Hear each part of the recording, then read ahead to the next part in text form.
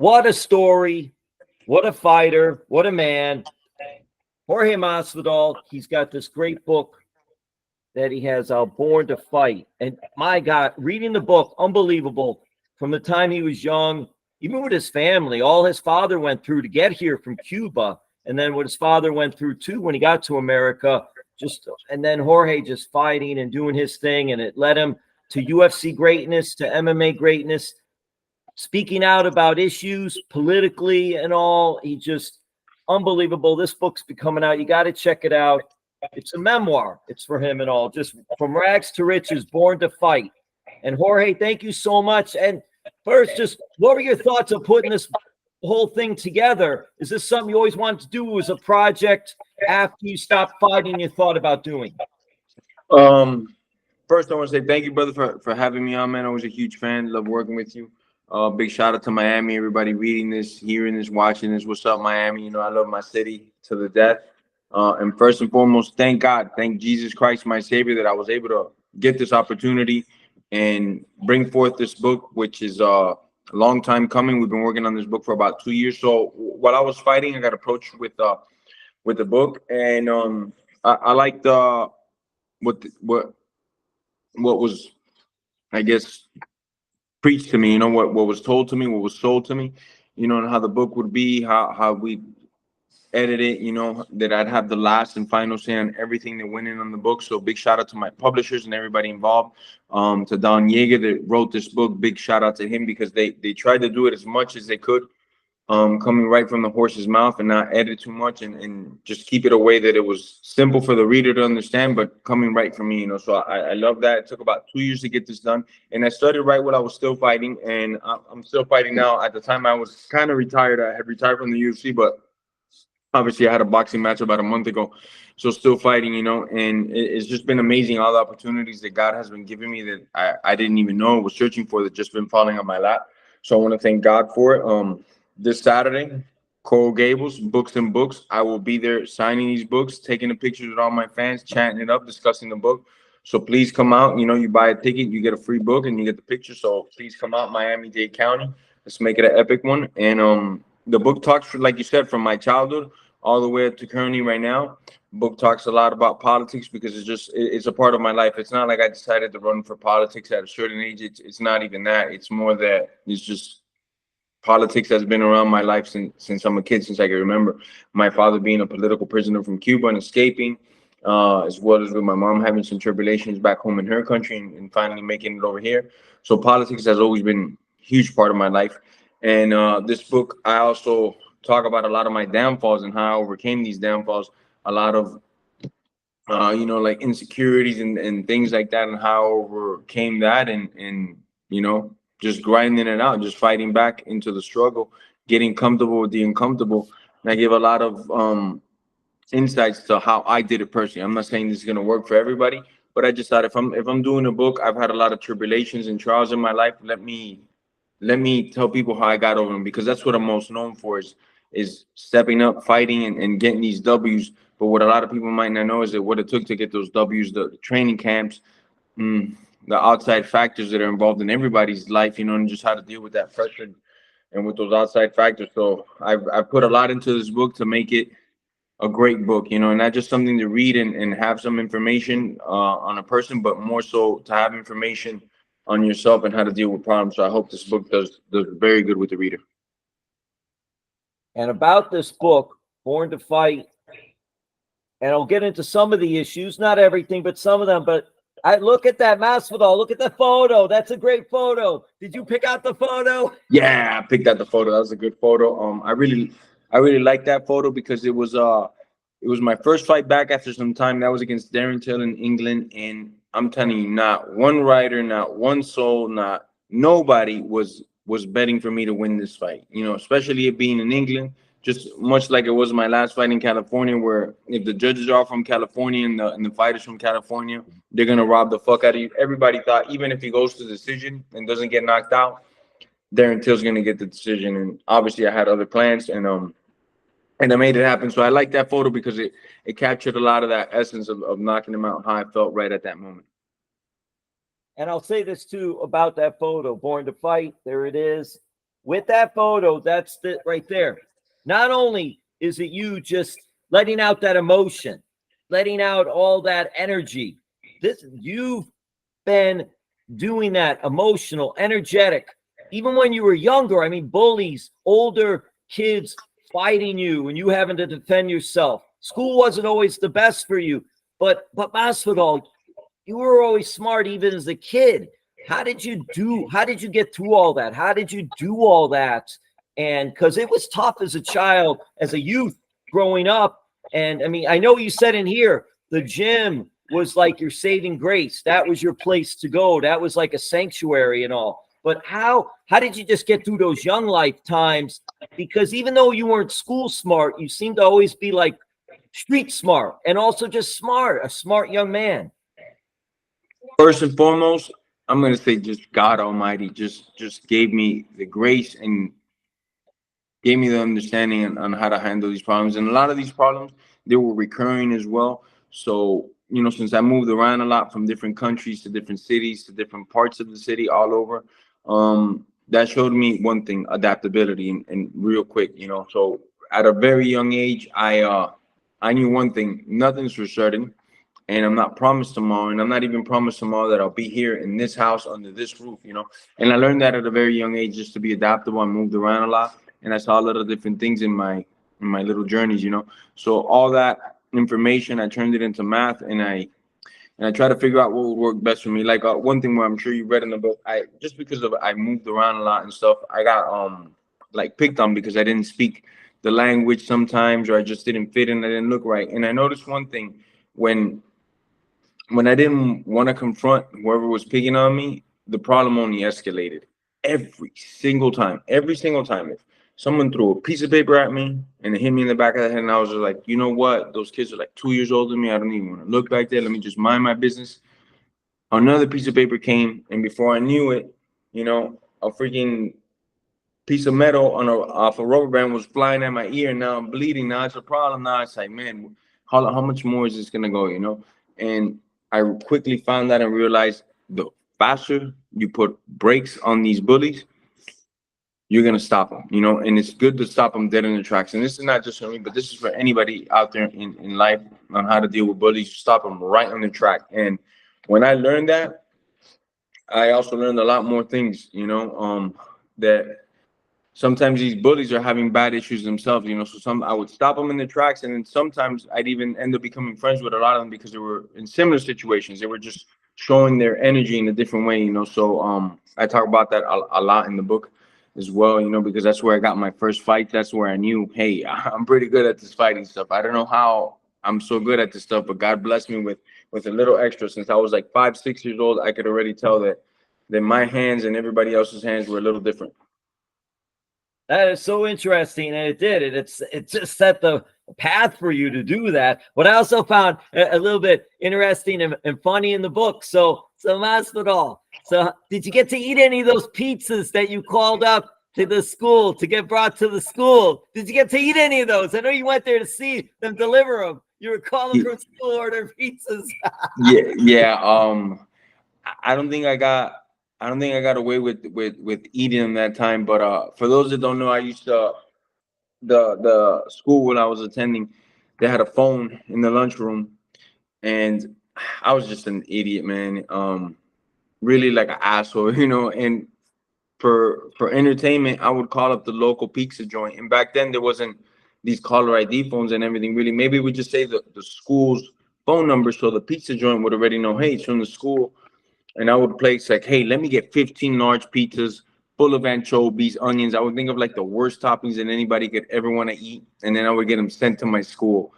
And I was obviously nowhere to be found when those pizzas would arrive, and then be a whole ordeal at the front office. But I never got to eat those pizzas. I did see them getting delivered every time because I would just be having to hang out in the hallways every single time. I knew it would take 30 to 45 minutes.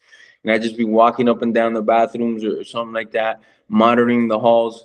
And I would just get a kick out of it. It was like a cheap thrill for me, man. That's Gamebred. That is just awesome. I think Miami-Dade County schools probably got rid of the phones because of Masvidal. They took all the phones out of all the schools because of Masvidal. I don't doubt it, man. All right, so it's so cool, and just even the early. I read about too your grandfather, your uncle, because your grandfather was anti-communism Yes, back sir. in Cuba, but your uncle got tricked into it, and then he ended up working for Castro, and that was a big ordeal for you and your family. And then you all, obviously, your father and what he had to go through to get here and all. Just when you look back at it now, do you give it a different perspective now? The last, as you then became an adult compared to you as a youth, looking at that whole situation. And you mentioned about politics, and now you've always been for democracy and freedom, but it just didn't having the family members help shape you. Definitely. So when I was like 6, 7, 8, 9, 10 years old, I could really care less for this. So it was all that was getting spewed and all that my family was talking about. And then, it was a very serious topic, because if I said something out of line, or if I was just talking just to talk, they'd be like, hey, be quiet, listen up. Hey, be quiet. Hey, last time I'm giving you a warning, just hear what they got to say. So it was very something that was like very forced on us, but I just didn't understand it, nor did I care for it. It wasn't until I started getting a little bit older that I started seeing like, wow, I understand why you guys escaped this place. I understand why my dad put his life at risk, got on a raft and went 7 days at sea to escape this horrible regime, which is communism, which is at our doorsteps here in America now, which is something that I never would have thought ever in a million years. So back to what you were saying, my grandpa and my grandpa's oldest son, which is my uncle, my dad's brother, they were very involved with the Castro movement in the beginning, because Castro was spilling a complete different thing. I want to say like halfway through it, my grandpa realizes this guy's not who he is. He's a fucking fraud. We have to back out.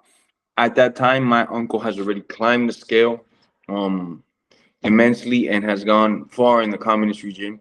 And him and my grandpa have a very serious talk, and he tells him, well, I could pull out now, but we're going to be flag targeted. You pulled out, I pull out, we're going to be flag targeted, and they're going to come for us, or I could just stay here and help the family out as much as I can from the inside. And that's literally what took place. So all my family was against communism. Uh, and my one uncle that was working for the communist government, that went to the Angola wars, he was a very high ranking officer for Fidel, kind of just helping the tension, just bringing extra food home, supplies home, telling them, hey, don't go to this one thing that you're thinking about targeting, because you guys are going to get wiped out, and it's a very interesting dynamic to sit at the Sunday table with all these heads of the family. They're just discussing politics, and it was crazy. And it was something that I came many, many years later, but it was something that never stopped happening at the dinner table, at the lunch table, if we're watching TV, if we're playing dominoes. It was a constant thing. Still to this day, it's very much in all of my family's blood and in their headspace. This is one of the main things they talk about. So growing up, hearing that, I was just indoctrinated into that, one way or another, just to learn about the communist government, how great communist has never been, because Cuba was an amazing country, and then communists got there and destroyed it, and Cuba was one of the strongest countries per capita in the world, had more Cadillacs than anybody in the world at a certain time per capita. They were doing amazing. They had great casinos there. The Cuban dollar at one point was even higher than the American dollar. This was amazing stuff that was going on over there. Then communism got there and destroyed that. So it just shows communism has never been great. I know it sounds great on literature and paper, because I've read these articles. I've read the paperwork that gets people to believe, like Kaepernick and idiots like that will disrespect this country and take a knee and say all types of things about this country, but won't actually go live in these places that they talk about. Why don't you guys get a one-way ticket to Venezuela and go live there? Why don't you go live in Cuba? Why don't you go live in Ukraine? Why don't you go live in these places that are communist and socialist, and then write your articles and paperwork? What they do is they go to Cuba for like 2 weeks. The government sponsors them, takes care of everything, doesn't show them how people really live, and they think that this is the greatest thing that ever happened in the world, when communism is like literally the worst thing that ever happened in the world. I mean, I think it's around 200 million souls have been lost to the experiment of communism, and counting. So this is obviously a huge part of my book, because it's just a huge part of my life, of who I am. And I never thought I'd be a voice for conservatives and individuals that speak up against communism. But as I've gotten older, it's just I have to say my piece. I have to say my words, because we can't let them gain another half a centimeter going forward in this battle versus good and evil. And during all this time, too, it's interesting that as you got older, Donald Trump, President Trump, has been a very big fight fan, MMA fan, good friends with Dana White, and he forged a relationship with you, and you even supported him. You went to his Doral golf course when he was running for president, and he even called you out. Hey, where's Jorge Masvidal? Where's Jorge Masvidal? And you're like, wait, me? But it was just, that's so cool that you were able to do that, and you've always been supportive. And he came to a couple of your fights, including your last one, which you had in Miami, the American Airlines Arena and Alcacea Center. Huge crowd. Everyone was going nuts for you. It was an amazing night. And I just am curious for you to even expand on that part of it, because Donald Trump is really what you're saying. The things that you envision are also things he envisioned. So you're fighters, but you're also Americans. More than Americans, patriots, and Donald Trump is just on a different level of patriot, of being a patriot. You know, a lot of people say they'll take a bullet for the country. Gotta believe, like, maybe no. You know, Donald Trump says he'd take a bullet for this country. You know he will. This dude is still out there. Like, if he didn't get shot, like if his head is made out of fucking some bulletproof Teflon caviar, because he doesn't care. He's not stopping from the threats. He doesn't back down. This is the only person that could be in power. We just see Kamala Harris's VP. I can't believe that they found someone more radical than her, more out of their mind than her. You know, this was crazy, you know. And I think to fight this evil, this tyranny, there's only one guy that could do it, and that is Donald Trump. And not because we think that he can, it's because we know that he can. This is exactly what he did with the 4 years that he was in power. He fought against him as much as he could, and he had us all, the common people, me and you, living well. Taxes were low, inflation was low, the unemployment for Latins and Blacks was the lowest it had ever been. It's like, how can you hate on that? How can you hate it? There was no wars for the first time in I don't know how long. There was no wars. I think it was like a 60-year stretch where we had the lowest inflation of the last 60 years. These are things that you can't argue against. Why would now we pick somebody like Kamala and her VP, which her VP let the city, the state, he's the governor over there, burned down during the BLM riots, during the Antifa riots. He literally let Antifa burn down his city. This is another guy that has passed bills saying that all immigrants can get driver's license. So they came over here legally. Now you can get a driver's license, which with that driver's license, you can go and vote. Why? Because they can't win the race the right way. So they have to cheat. They have to outsource from third world countries, people that don't have our same values and think like us, to now come and vote for us and, you know, basically push us aside. I can't think of a more worthy candidate, somebody that will actually stand up to tyranny, to communism, than Donald Trump. This man has proved it every time. That's why since 2015, I was going hard for Donald Trump.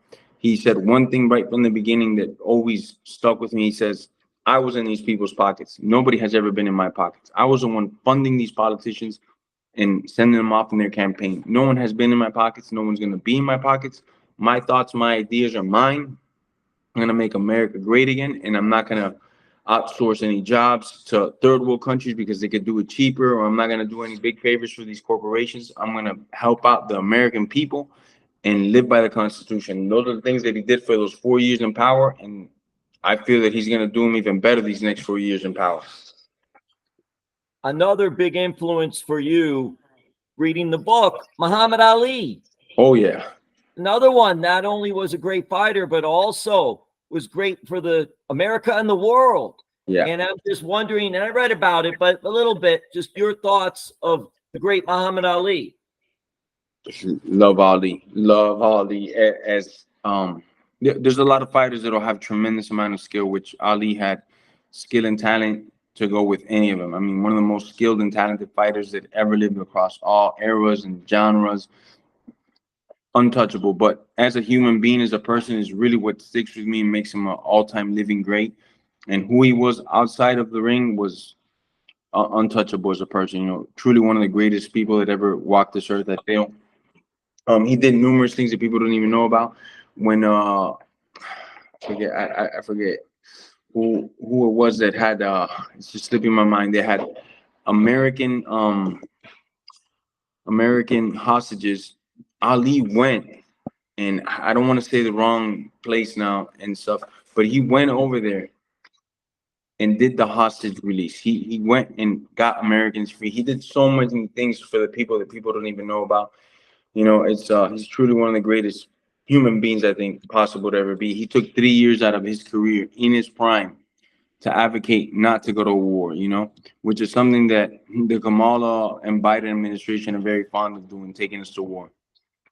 So definitely just shout out to Ali, rest in peace, one of the greatest ever to walk this earth. And there's so much more in this book, and we're going to ask a couple more questions and let the great Jorge Masvidal go, Miami's own. Mr. 305, Pitbull's got company. Hey, Pitbull, I don't know if you heard about this. FIU Stadium announced Pitbull, it's going to be Pitbull Stadium. I'm saying the University of Miami, where they're playing. Well, they're playing Hard Rock Live, but so what? Green Tree. How about the Green Tree practice? We could have Jorge Masvidal, Gamebred, Green Tree practice facility. Let's go.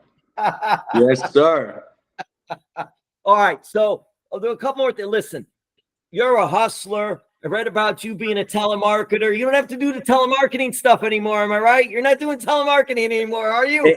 In a different way, you know, I got to talk to sponsors. I got to talk to investors for the leagues, you know. So the telemarketing, those 2-3 years of telemarketing definitely helped out. And your friend Dan Lambert, an American Top Team. What a great facility. World renowned. Voted like 6-7 years in a row best MMA training center, not just in America, but the world. And you got to train there. And you mentioned American Top Team. You also mentioned Dan Lambert, who's the owner and also co-founder with the great Conan. And I'm just curious your thoughts of Dan, because I know Dan helped you out a little bit too. And Dan never talks about that. Never talks about it. And I know that. So I just thought I'd get some comments from you about Dan. And like me, there is many like me that Dan has helped out that you'll never hear from Dan's mouth. Wow, but I really we need like 2 90-minute tapes to talk about what Dan has done for me, because this man is a man that's gone above and beyond for me every single chance that he's gotten the time to do it. Doesn't know anybody a dollar, doesn't tell anybody a lie. He's the type of guy that you're either gonna love this guy or you're gonna fucking hate him as soon as you meet him. But that's how it's gonna be, you know. And from the time I met him, I came from a small gym in Miami. And he could have been like, you know what? I don't like that gym, because that other gym used to talk a lot about American Top Team because they were the smaller fish in the pond, and they would always put media clips and just trying to bash American Top Team. And he could have been like, you know what? I don't like that gym, so I don't like you. But he didn't. What they actually said is, come in for a week. We see how you do, and we'll go from there. And I went in for the week, and I poured my heart out. I did as best as I could. And man, thank goodness they let me in. They took me in. They said, hey, let's go, you know. And in that 20-year journey that I've been doing MMA, I've had a lot of downs. And Dan, Richie Puma, American Top Team, have always been there to lift me up, to pick me back up and say, hey, you did this wrong. You did this right. Let's get back to it. Get back on the high horse and get to work, you know. And that's what I've done. You know, I'll be returning to the UFC at the end of this year, and my training facility again will be American Top Team. So I can't wait to reignite and restart that engine again and keep it moving forward, my brother. And Gamebred, also talk about some of the projects that we've talked about, Gamebred MMA and fighting, boxing, things that you were behind. Not actually fighting, but actually you're running these things. You've been promoting it, doing things like that. The business side of Jorge Masvidal.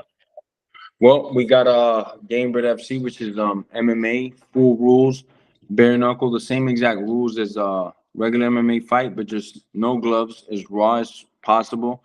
We're bringing it back to the purest form, how it started, how it should be. And we have a show probably this October. Not probably. We're going to have a show mid-October. It's going to be great. We're going to have some title fights on the card. the place, the location, we haven't quite determined that yet, but that'll be coming out within weeks. And man, let me tell you, I've been a coach, I've been a sparring partner, I've been um a referee in amateur shows. I've worn just about every hat that you can in the MMA space, you know, and just combat space as well, because I've been in boxing corners. I've done a lot of things in the MMA space. And this is one of my funnest things to do. You know, fighting is by number one my favorite hat to wear, and then after that is promoting, because I get to promote these future badass, these killers, guys that are just like me, that are putting it all on the line to provide for themselves, to reach the accolades that they have set for themselves. And I get to promote them and talk about these individuals and pitch them on networks and shows. So it's one of the greatest jobs I could have. So I always thank Jesus Christ for allowing everything that in my life that's going on right now.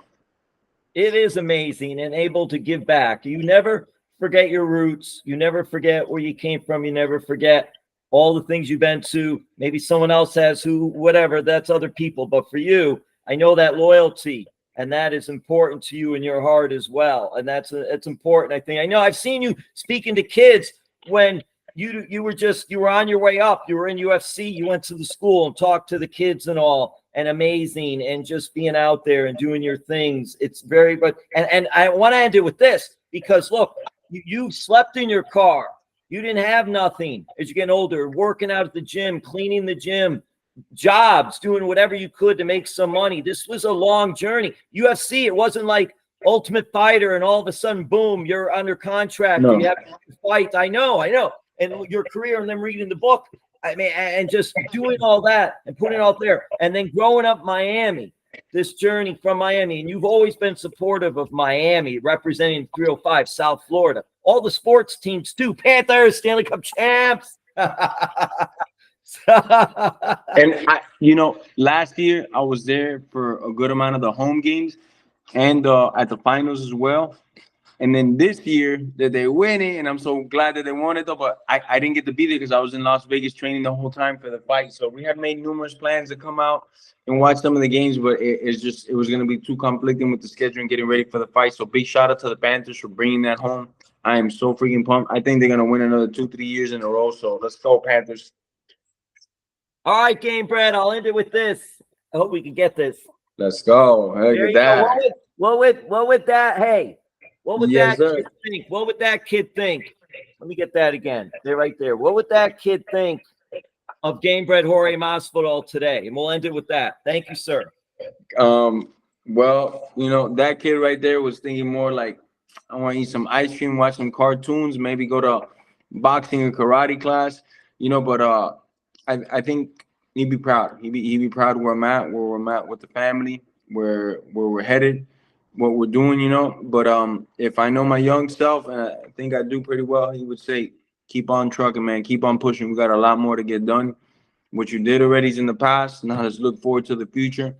Let's bite down on that mouthpiece, put that hard hat on, and get to work, So that's exactly what I'm going to keep doing. Catch me this year. I'm back at the end of the year. UFC, the opponent's unannounced yet, but someone's going to die.